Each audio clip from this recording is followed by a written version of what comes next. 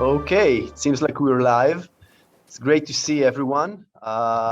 Good morning and good afternoon for the Israeli viewers. Good morning to the Americans. Thank you all. So just before kicking off this amazing panel, we would like to dedicate this panel to the late Abi Areven. Abi was one of the pillars of the Israeli space program. He had an impressive career in the Israeli Defense Forces, the Israeli aerospace industries, and Abi was the fifth Director General of the Israeli Space Agency, which included STS-107, Ilan Ramon mission. Last year, Abi died due to injuries sustained during a terror arson attack in the Akko riots. Abi was a kind and generous man. He promoted the Israeli space community significantly. He was a true dreamer and a true space lover. We are certain he is following us and very proud on every achievement that Israel and the world reach in space. May you rest in peace. This panel is going to be very exciting.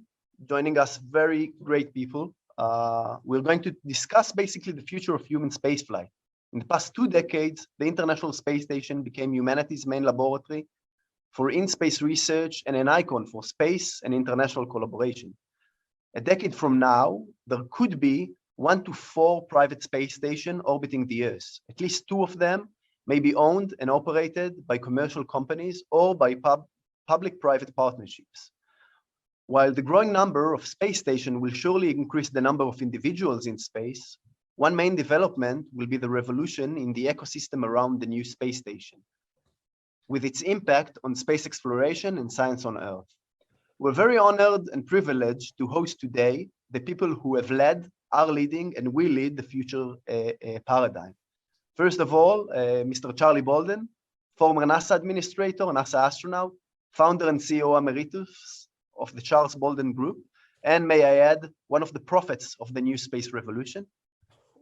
Mr. Jeffrey Manber, a champion of commercializing space. Over the past 40 years, Jeffrey managed various inspiring companies from Energia, Mirkop, and to Nanorex that opened, facilitated, and enabled various organizations to do space, including the Ramon Foundation, including, Jeffrey, I would argue, around a dozen Israeli companies that sent their payloads with you, even more. Jeffrey was just appointed as president of International and Space Station in Voyager Space. He leads Lockheed Martin and Nanorex effort to build Starlab, a private space station. And Mr. Christian Maender, Director of In-Space Manufacture and Research in Axiom Space. Axiom will attach its first modules to the ISS in 2024 and will eventually operate as fully independent space station before the end of the decade. Christian leads the business development and new LEO market strategy in Axiom Space. Prior to Axiom, he spent 15 years with NASA planning, designing, technical integration, and executing of microgravity research and technology demonstration on the International Space Station. We talked before, guys. I would really like this to be an open conversation instead of a panel in which I'll ask you guys a Q&A. I think that we have approximately more than 100 years of experience in space, which is very exciting. But I'd like to kick off this question with Charlie, because he brings a very interesting perspective to the table. And the main question here is again, why does NASA support these private space endeavors that are basically encouraging them? Is NASA giving up on LEO manned infrastructure, or it's really synergetic to NASA's goals? Quite the contrary, Ron. There are a number of reasons that NASA supports it. One is because NASA wants to be able to explore deep space, go on back to the moon and then on to Mars. But we realized that we couldn't afford it to do that and low Earth orbit. Very simply put, it's a matter of economics, if you will. We had been working with private industry since the beginning of time. You know, I tell people all the time, to my knowledge, NASA has never built a big rocket. We don't do it today. And what we were doing was hiring companies to build us rockets and sell it to us. And then we maintain the infrastructure and the operational costs. We don't do that anymore. We buy the service. And so it was an economical move as much as anything else that allows us now to have a place to go so that NASA astronauts can be trained in the relative safety and comfort of low Earth orbit in preparing them to go back to the moon and then on to Mars. So say it's economic for anything else.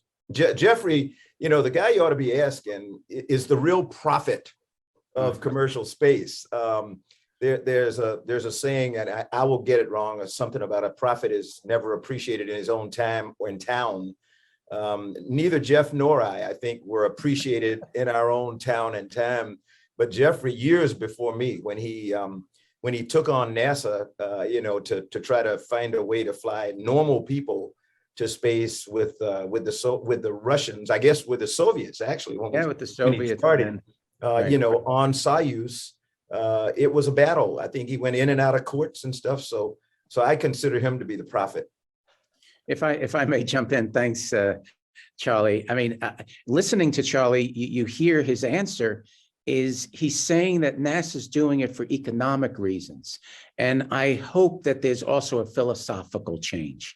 I hope because of all the work that all of us have been doing, we understand that it's right. And here I speak only for the United States. I can't speak for any other country. But in the United States, the right way to do a market is to have these public-private partnerships, to have more skin in the game, as we say, to have private capital. I mean, there's no better example than that than Mike Suffredini, who was head of Space Station and then went on and commercially is doing Axiom. I mean, so I'm hopeful it's more than the economic, and we've begun to realize that space is a normal place to do business. And as Charlie says, it's only taken a few decades, but hey, that's what happens when you're doing it one step at a time. So go ahead, Christian. No, I was just going to add, I echo what Jeff says about partnership, because I think at the end of the day, what commercial space is really bringing to the table is really providing the services that these agencies need, not just NASA, but the world's agencies, to really move out to Moon and Mars. And we provide we're moving the infrastructure foundation into that marketplace, into that sphere, into that LEO environment, so that they can get the services they need and move and focus on the mission that they really need to focus on.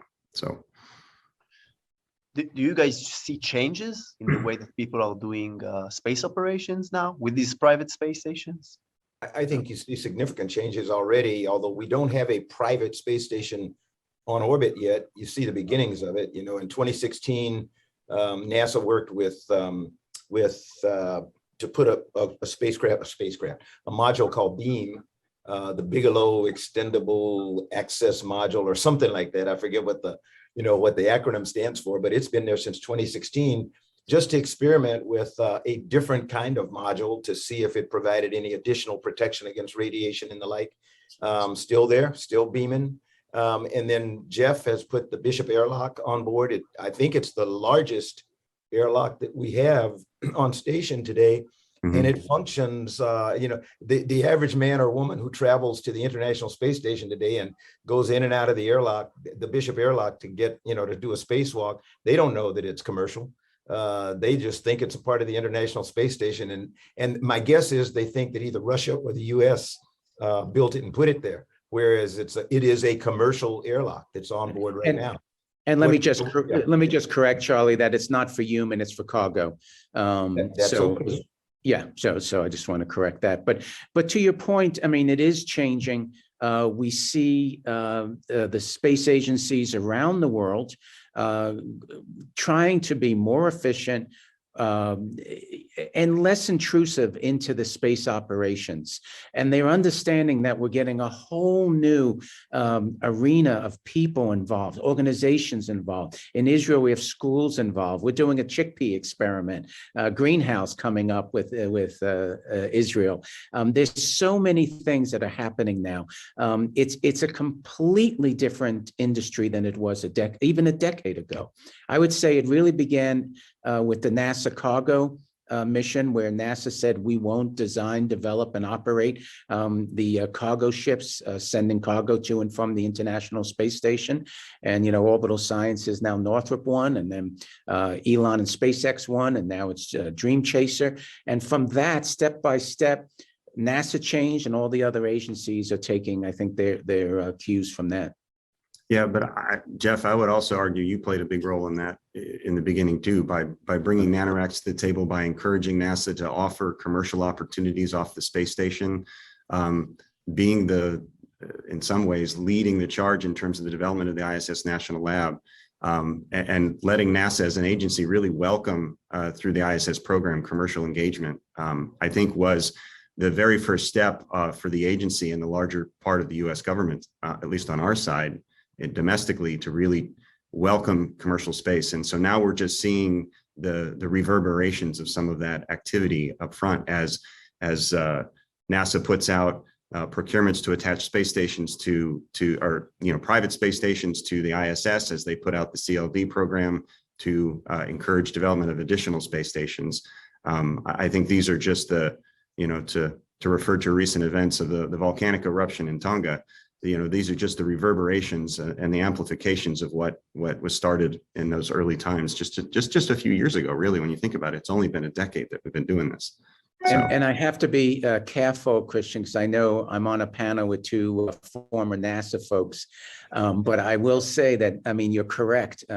When I was first working nanoracks 12 years ago, the concept that a private company could have a profit, could charge a fee and have a profit for doing work on the International Space Station, there was a large portion of NASA at that time that was against that, was simply against it. And so it's been an amazing transition, and everyone listening and watching around the world should take heart that it's a completely different program today. And just to point out where we've gotten to, there are procurements now where you can't win some seed funding to do manufacturing in space unless you can demonstrate a solid business plan that generates revenue and growth. And so here we are in a position now where NASA's selection process involves demonstrating that you can make a buck and grow your markets in LEO. So I think that's a great story. So I'll add the international angle for it. As an Israeli, and Jeffrey knows this, we are earning a lot from the fact that space becoming much more commercial. I think that there's an echo here. But basically, the Ramon Foundation, we sent over 50 payloads with nanoracks, thanks to the fact that NASA decided that they're opening it for commercial companies, and it basically opens to it's. As Charlie mentioned, the main reason for this is economic, but the impact is that we basically managed to diverse space and to enter very new players. I think a very good example for the next step in making the entire space station private and making human spaceflight private is the Rakia mission. And I'd like to share a short video of Mr. Eytan Stibbe, the first Israeli in the International Space Station, the second Israeli in space, and one of the members of AX-1, the first private crew mission to the ISS that's being led by Axiom. And I talked to Eytan earlier today about the Rakia mission, and we'll share the video and then we'll try to relate and mainly focus on the fact how basically commercializing the space platforms opens the door for new entrants. So I'm sharing the video. Hopefully everyone will be able to hear and listen to it. There we go. Good afternoon, Ran, and thank you for inviting me to join this exciting panel. You know that our launch date moved to the end of March. I was sure that this delay would allow me to be in Israel for the Space Week and the Ilan Ramon conference, but NASA, SpaceX, Axiom preferred to continue the training according to the original plan. I will take a few minutes to present the philosophy of the Rakia mission.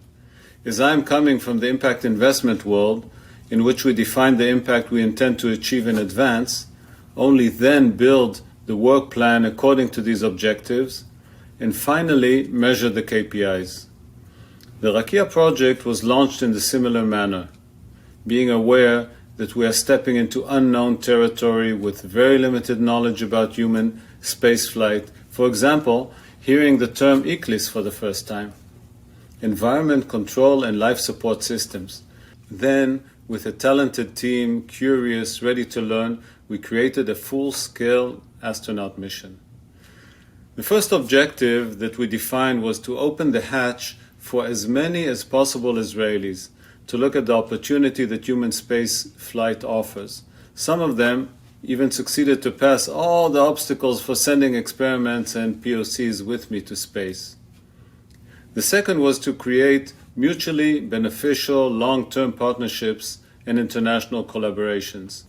And third, to catalyze new learning opportunities which inspires greater creativity, curiosity, and leadership in youth. For example, one of the experiments is the study of thunderstorms. So we sent cameras to students in several countries, including Ghana, Zimbabwe, Hong Kong, for them to collect data from Earth at the same time that I'm collecting from above. Here's a diagram of the work process of planning the Rakia mission. We won't go through all the detail, but you can see it's full and very interesting.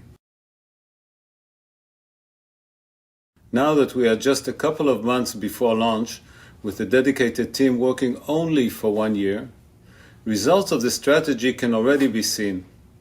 Thousands of schools, academies, companies, and government entities, led by the Israeli Space Agency, have joined the Rakia initiative, and together with the artists and scientists, they are all forming the body of the Rakia mission. Just for example, in the microgravity challenge, thousands of children sent ideas of what I can demonstrate in space. So as Einstein said, we cannot solve our problems with the same thinking that created those problems. We need to take risks with the intention to improve our knowledge about ICLIS, remember, environmental control and life support systems of our joint, single spaceship Earth. So after completing the mission, we will issue a detailed impact report. This report, we will present the outputs and long-term outcomes of the Rakia mission so that future space travel planners, participants, can use this tool to evaluate the impact of their missions. At this opportunity, I would like to share with you that Noah, Tal, and Iftach gave me a few personal items that I will take with me to the International Space Station. Thank you very much, and I wish you all an exciting conference.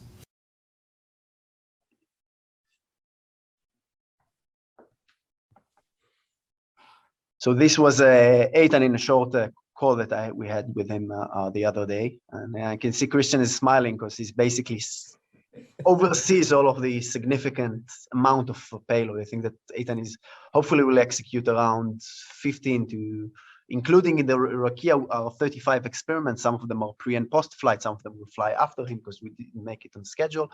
But when you're talking about paradigm shift in space platforms, I think that you can see it here. Christian, one of the things that I saw in your title actually, and in what you wrote me, is the fact that you're in charge to basically do the business development to enlarge the ecosystem around the future private space station. Can you please emphasize on how you guys going to do it? Sure. I mean, I can talk about it a little bit. And I think the Rakia mission and the greater AX1 mission that we're doing with these crew is just a composite of some of the markets that we think ultimately exist in space, because, you know, AX1 is certainly flying private citizens to space, and there's certainly a market around flying both private citizens and professional astronauts from various countries. And we think there's a latent demand for that on both sides as more and more people want to get to space. But the reasons they want to get to space, just like for AX1, are to conduct meaningful research that ultimately answers questions for important things back on Earth, but also drives towards an opportunity for in-space manufacturing. The idea of using microgravity in its environment or space in its austere environment to make things either for use back on Earth or things that can be used in space. So what we'd like to see and what we're driving our space station design to is around driving towards a marketplace services where we can support that in-space manufacturing and that growth and that transition to a markets like that. The other things the space stations enable too, by the sheer fact that they're large spacecraft in orbit and they have supply chains that bring goods and services to and from the platform is it enables a lot of low Earth orbit services that either are adjacent to or directly related to the space station themselves. Think about spacecraft servicing and spacecraft refueling. Think about just using the supply chain to moving goods and services to and from the platform. Think about data services. There are lots of different ways that you can activate different markets and adjacent markets, basically markets that are enabled by the infrastructure that you put in orbit. So those are a lot of different areas that we think that are available. And the nice part is that when you look at those markets, you can see both commercial customers in most of those. You certainly can see government customers in most of those. And you certainly see both domestic and international demand. And you know, I think again, I think Jeff can probably talk a lot about this too, in terms of creating international demand with what he's done with NanoRacks. There is such an appetite for international engagement in space, both at the official level for exploration, but also from an economic level in transforming economies into the 21st century with applications in space. Yeah, if I'll take that as a invitation to make a comment here, and thanks. And you know, Christian was very articulate there, and what a change as we're seeing commercial markets develop. It's one of the reasons that at NanoRacks Voyager with Starlab, the center for us of the business model is a science park. We call it the George Washington Carver Science Park. And it was really to send a signal that we believe the future for the United States, for all nations in space, has to be more than space tourism. It just has to be. I mean, there's revenue with space tourism, and you know, kudos to Axiom and what you're doing there and others before you. But it's not a future for a spacefaring nation. It's wonderful for democratization. It's wonderful to get people excited. It makes the news. Dylan Taylor, the CEO of Voyager, just went up on Blue Origin, New Shepard, and you know, it's important to do.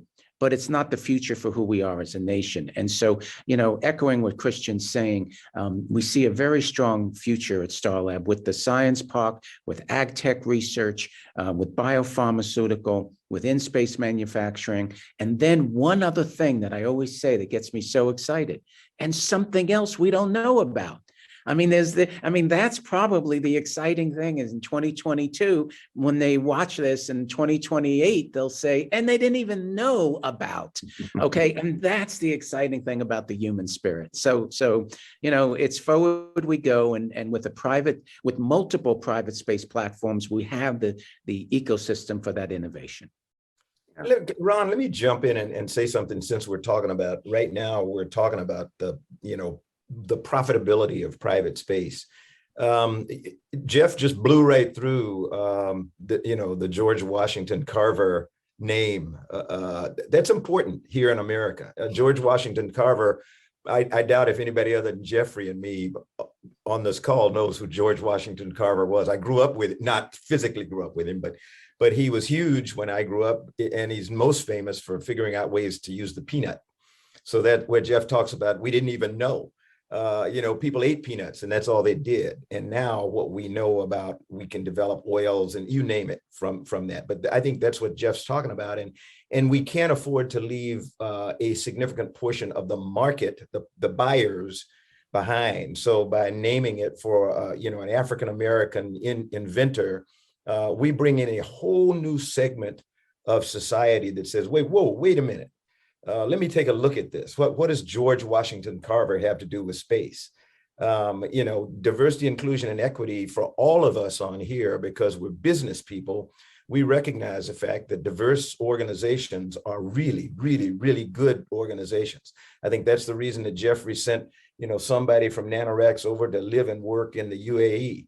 The reason that you all engage with Sarah Bint Al-Amiri and have her on this very Space Week like we did last year is because you recognize the fact that we can't continue to fight each other all the time. We've got to figure out ways to work together for the good of humankind. And so space allows us to do that the way that no other venue that I know of has allowed us to do it. And I don't want that to be lost on anybody in the audience here. Yeah, yeah. I'll just quickly say it means something to me as well. My father wrote a book on Carver, which is how I found out about it. Why he wrote a book on Carver, I do not know.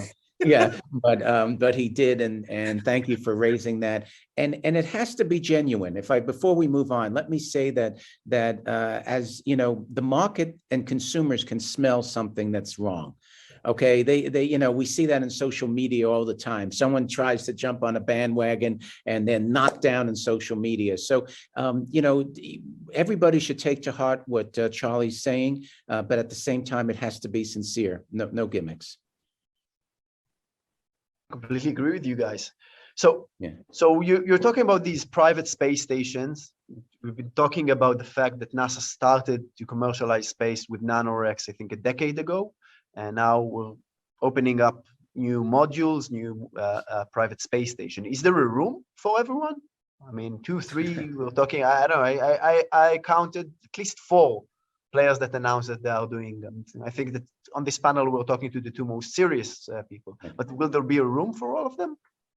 Well, if I may jump in and correct, and I know I'm being I'm joking here a little bit, but it's not that 4 companies have announced, it's that 4 companies have been selected by NASA. There's a difference, okay? So I just want to, that's a little more powerful.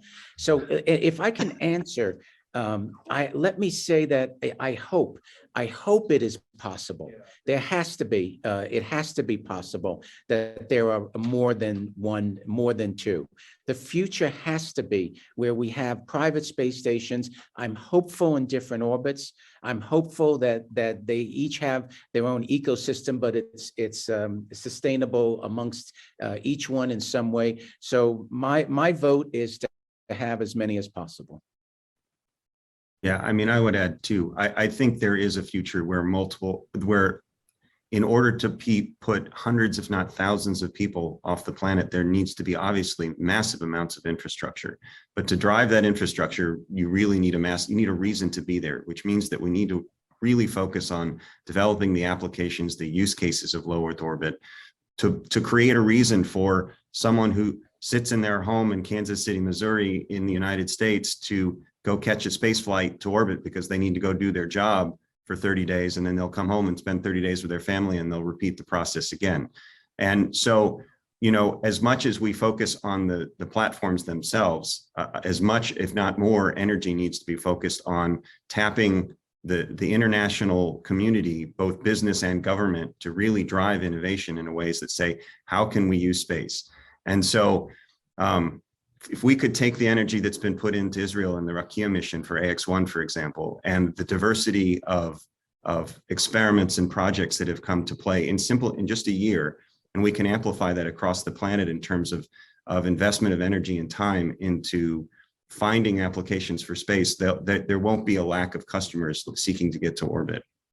And it will also really drive diversity and discretization in some ways of some of the infrastructure on orbit but for today, we have to start in this kind of multi-mode environment where we act as both a lab and a factory floor and in some ways a training ground and a hotel on orbit to drive all of these markets. And then ultimately we start to develop infrastructure that's really bespoke and dedicated to individual customers.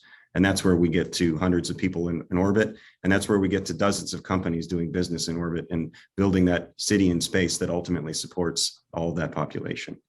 Christian used the term infrastructure. I always think, when Mike Suffredini was running the International Space Station program, and we were traveling around the world, meeting with heads of other space agencies, trying to help them understand the meaning of the word commercial. Because most places other than America really didn't get it when we were talking about commercialization of space. Mike had this vision way back then, and when he decided that he was going to go off and form his own company, what I think we were both, I can't speak for him, but what I was hoping would be the result would be that we would be able to emphasize to people the critical importance of destinations. We have tons of launch vehicles, but launch vehicles are no good if you don't have a place to go. And that's what Axiom and NanoRacks and these other commercial companies are now providing, is destinations for some of these launch vehicle companies to send things to. And what I think is most important is to stop thinking about the destination being the International Space Station. It's hard to get there. You got to expend a lot of energy to crank yourself around to get up to 52 degrees or whatever it is inclination. We need some destinations in equatorial orbit or in orbit. So you launch out of the Kennedy Space Center, you go due east and you're there. And it doesn't have to be a destination for humans.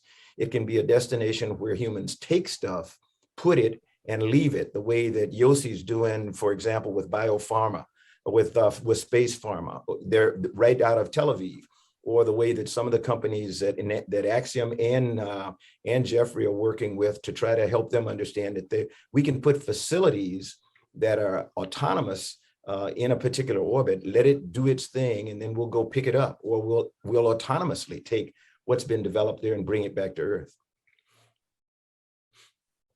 Yeah, I mean, I've been saying that after a decade of the United States government spending billions of dollars on a robust launch vehicle ecosystem, and it's been created because of what NASA and Congress and several White Houses have done.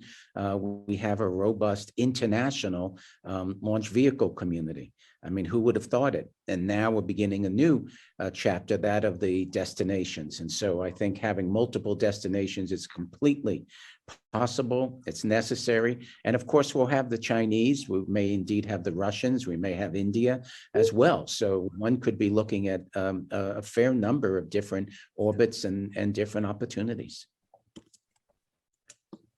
So what's interesting here is that basically we took a topic, that the future of human spaceflight, and it's kind of transformed from the key question is not how many people will go to space in the next decade, but what infrastructure or how can we advance humanity in doing these ecosystem around these private space stations, and how will they enable new markets to enter space. If I would ask you again, as you guys, Christian and Jeffrey, are the people who are basically building or going to operate this infrastructure, what are the key milestones in order to have more diversity, more new businesses, more new entrants? How do you see the next decade? I mean, will it be like what Axiom is doing, that's flying humans into space and hoping that there will be an ecosystem of experiments? Is the US or you guys in the private sector are going to do actual big marketing or doing market education in Hebrew to educate other industries to go into space? Now, Christian, why don't you? I mean, for us, I think the milestones that are important are first creating starting to really drive let me say, how do I say this differently? The first step for us is really maximizing use of the ISS today to really prove out some use cases that ultimately drive sustainable economic uses of LEO. I think that's one thing that we need to do more of. And as much as we can transform use of the ISS to develop these commercial applications, I think that's super important. And we see that happening, at least on the NASA side, with the focus to some degree on the national lab and a lot of the efforts that NASA is putting in on developing some of those use cases. So that's, for me, step one. Second step is obviously adding capability to orbit, which is the ISS is full. In order to grow, you actually need space to grow. I'm proud that Axiom is going to help add to the capability immediately when we start bringing modules up to the ISS, because it allows us to grow out of the ISS where we can do a lot of these proof of concept studies, but we can't really move into these pilot scale manufacturing applications without additional room. And then from that, it's about demonstrating sustainable and safe commercial operations of destinations. And from that, I think you can really start to message out to the business community that there is a real platform to work from, and that there are opportunities that can be amplified in space commercially. And then at that point, it's just about growing and scaling. So from the perspective of NanoRacks, Voyager, and the whole Starlab team, there's some parallel efforts. We are not building a new module for the International Space Station. We're going to go straight to a free flyer. which is important for the ecosystem. But at the same time, via nanoracks, we have the advantage that we have the hardware, we have the Bishop airlock, we have the know-how, and we can, double down on the utilization of the International Space Station. I look forward in the future to utilizing the facilities at Axiom for our customers, and that begins that ecosystem. At nanoracks when I was there, now I'm at Voyager, but I always said that I'd use any platform that's available. I'm not going to say I'm not going to fly on a Boeing, I'm only going to fly in an Airbus. I mean, you have to get it done. And so it's very exciting what Axiom is doing to increase the capacity on the ISS. And for us on the Starlab program, we're starting now, literally now, on the design and planning for the free flyer. We're going to be taking the next 7-8 months into what the exact configuration is and what is the hardware. We're working with a great team of people, and the plan for us, the milestones, is to increase, as Christian was saying as well, increase the utilization on our existing space station and get that pipeline going for the future space stations. So it'll be a very exciting next couple of years. Okay, Charlie, you want to add anything, or can we go? Okay, so I'll go to questions from the audience since we have like 9 minutes left. So I'll hand pick them.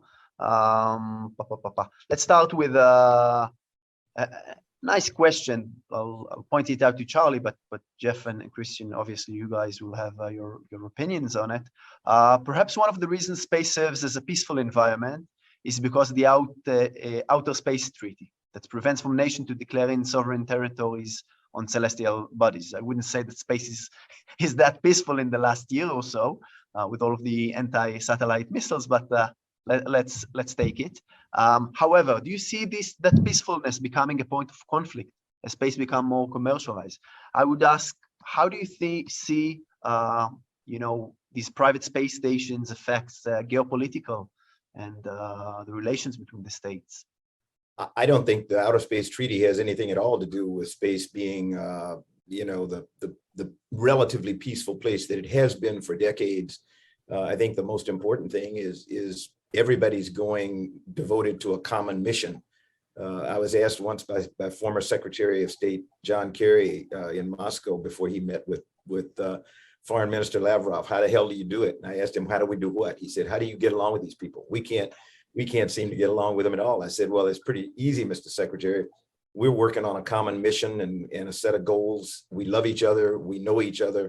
We've been with each other training and getting to know each other and our families. And that makes all the difference in the world. That has nothing to do with any treaty.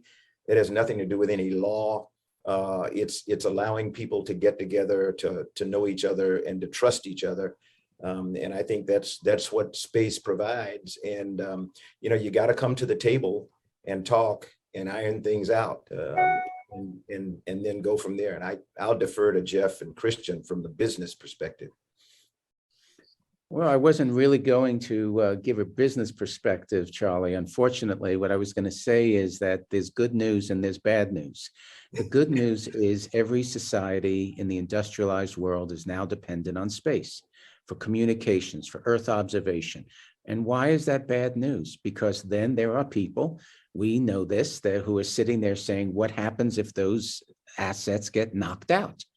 And so now you see that space has entered the domain of being a strategically important extension of the sovereignty of any given nation.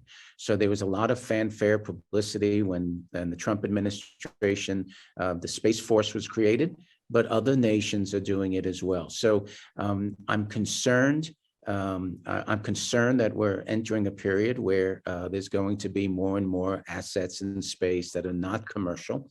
And then on terms of with the business hat on, the recent destruction of a satellite by the Russians with the missile, which apparently even the Russian Space Agency was not aware of, points to the fact that we need an international accord to have zones that are this sort of activity free, just as we do with aviation, where you have commercial planes fly in certain areas and you have the military airspace that's off limits. We need the same with space now. I think I would just add, because I don't think I'm nearly as erudite as either Charlie or Jeff in this arena, but what I would tell you is that I hope through the proliferation of some of these space stations and the creation of opportunities for international countries and companies to come together and work on a common platform, that at some point there is the collaborations that it creates continue some of the legacy of the ISS, at least in the spirit of bringing countries together for a common purpose. If we're all together working towards economic benefit for our countries, if we build partnerships between countries that help companies in multiple countries be successful and build successful businesses and build products and that are useful for humanity, I think that common purpose will continue to drive peaceful use of space, or at least that's my hope.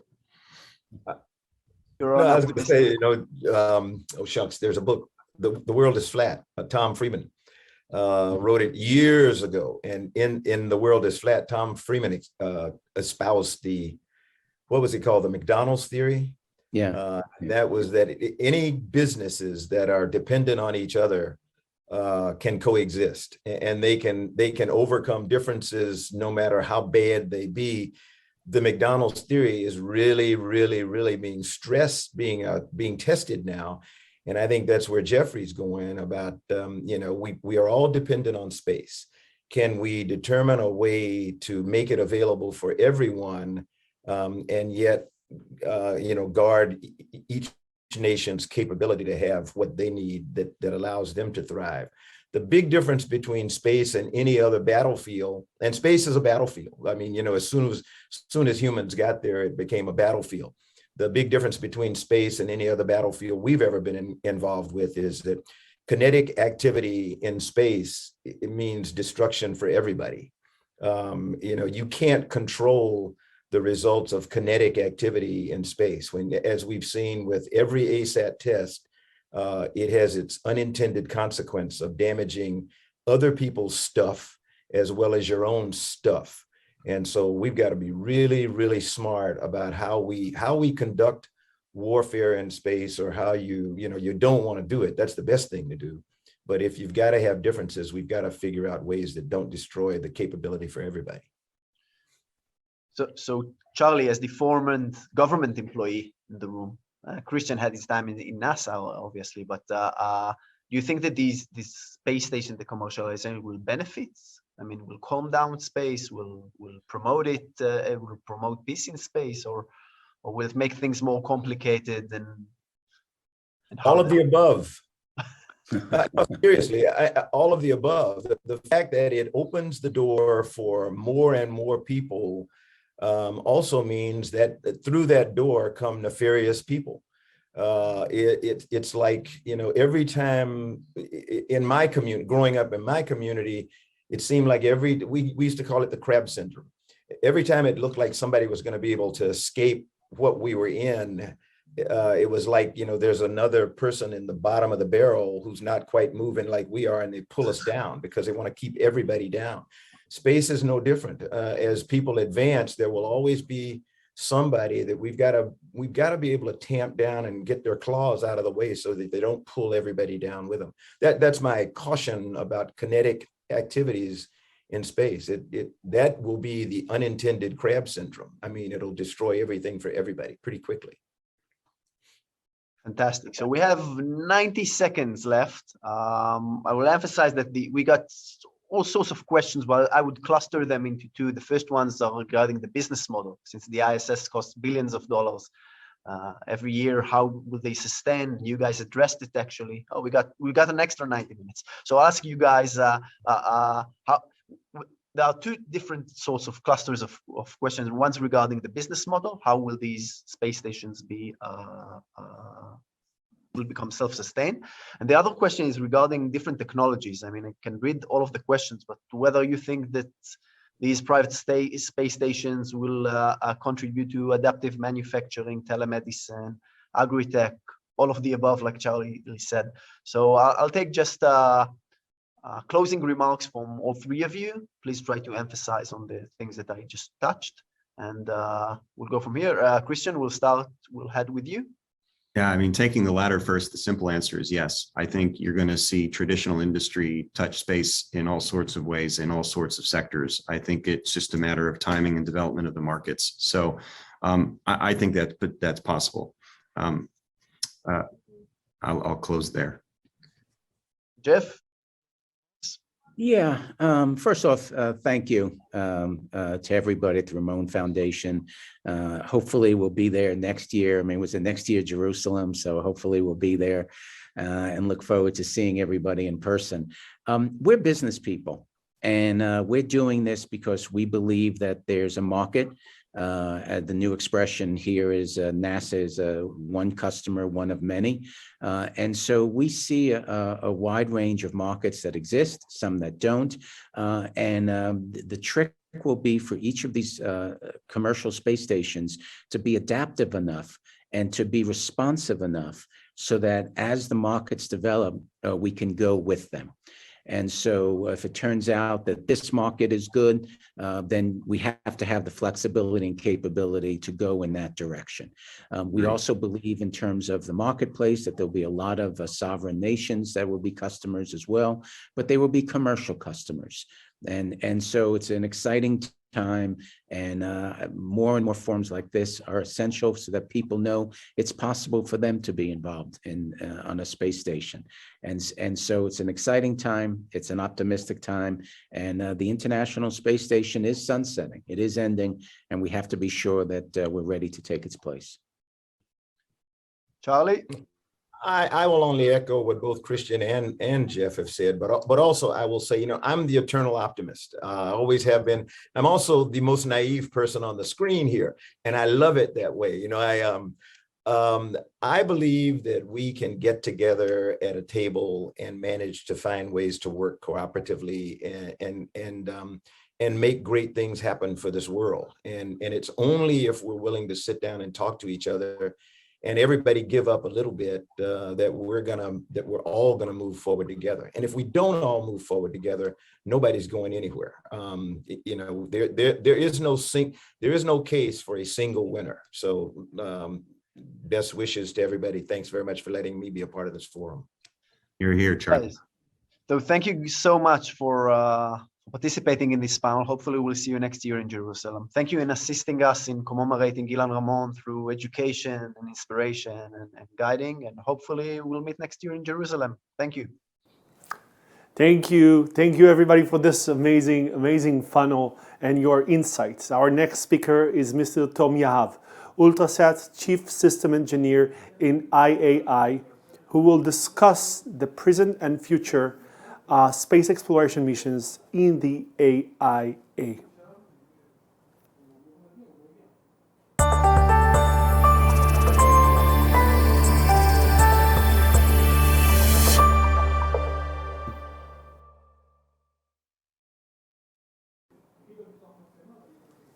So please open the camera, join the broadcast. Thank you so much. Share your screen. Here you are with us. I can already see you on the screen. Let's add you to the broadcast. If you have a presentation, please share it with us. Okay, so hello everyone. I hope you can hear me. Let me try and share my presentation here. We can hear you and we can see you.